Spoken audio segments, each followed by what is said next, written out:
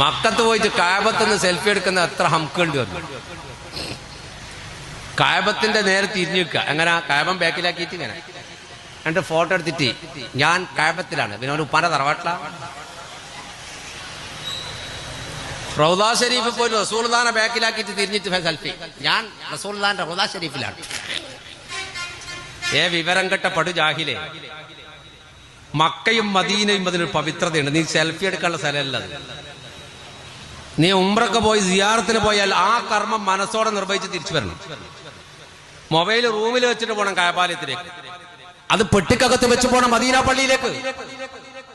Medina പട്ടണത്തിൽ ഇറങ്ങിയിട്ട് ചെരിപ്പ് ധരിക്കാണ്ട് പോയ സഹാബി വര്യന്മാരുണ്ട്, പിൽക്കാല പണ്ഡിതന്മാരുണ്ട്.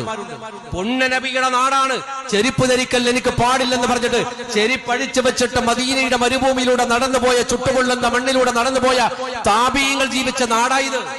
അവിടെയാണ് മൊബൈലും കൊണ്ടുപോയിട്ട് പുണ്യനബിയുടെ റൗദാ ഷരീഫ് സെൽഫി എടുത്ത് കളിക്കുന്നത്. അള്ളാന്റെ റസൂലിന്റെ അനാദരവ് പ്രകടിപ്പിച്ചാലുണ്ടല്ലോ പിന്നെ സിയാറത്തിന് പോയതല്ല ഉണ്ടാകുക, നരകം നിനക്ക് അനുവദിക്കപ്പെട്ടു പോകും.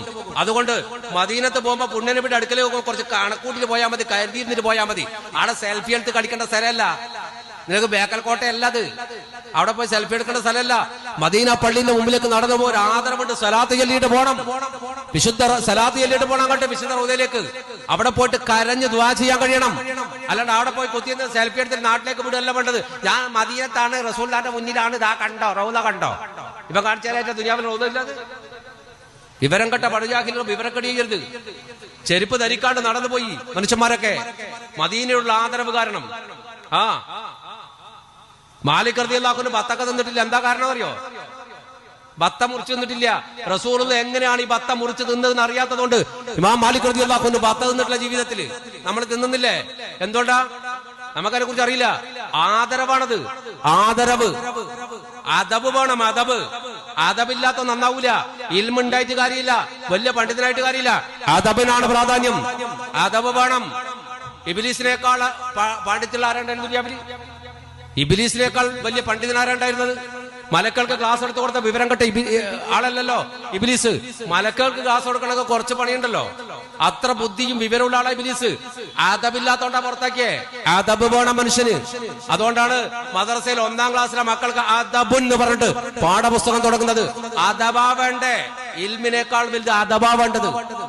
റൗദാ ഷരീഫിലേക്ക് പോയാൽ, കഅബാലയത്തിലേക്ക് പോയാൽ ആ അല്ല പവിത്രമായി അല്ല ബഹുമാനിച്ച സ്ഥാനങ്ങളോട് ഒരാദരവും ഒരദബും നമ്മൾ കാണിച്ചിട്ടില്ലെങ്കിൽ ഇബ്ലീസിനേക്കാൾ വലിയ ഇബ്ലീസാവും നമ്മൾ, അതിനേക്കാൾ അലാക്കായിപ്പോ നമ്മൾ. അതുകൊണ്ട് എന്റെ വാക്കുകൾ കേൾക്കുന്ന ആരെങ്കിലും ഇനി കഅബാലയത്തിലോ റൗദാ ഷരീഫിലോ പോകാൻ ഭാഗ്യം കിട്ടിയാൽ നിങ്ങൾ നിങ്ങളുടെ മൊബൈൽ പെട്ടിക്കകത്ത് വെച്ച് പൂട്ടിയിട്ട് പോകണം റൗദാ ഷരീഫിലേക്കും വിശുദ്ധ ഹറമിലേക്കും കഅബാലയത്തിലേക്കും. അതബില്ലെങ്കിൽ നിങ്ങൾ പോയിട്ട് കാര്യമില്ല, നിങ്ങൾ നശിച്ചു പോകും. അള്ളാഹു നമുക്ക് നല്ല ബുദ്ധി തരട്ടെ, പടച്ചോ നമുക്ക് ബുദ്ധി തരട്ടെ. അതുകൊണ്ട് ഓർക്കുക, അള്ളാഹ് ബഹുമാനിച്ച സ്ഥലങ്ങളാത്. അള്ളാഹ് ബഹുമാനിച്ചിട്ട് അള്ളാഹിന്റെ ബഹുമാനം ഇല്ലാണ്ട് പോകാൻ പാടില്ല. പരിശുദ്ധ ഹബീബ് മുഹമ്മദ് മുസ്തഫ സല്ലല്ലാഹു അലൈഹി വസല്ലം വഫാത്തായിട്ട് കിടക്കുന്നുണ്ട്. അവിടെ വഫാത്തായിട്ട് കിടക്കുന്നുള്ള വിചാരമൊന്നും വേണ്ട.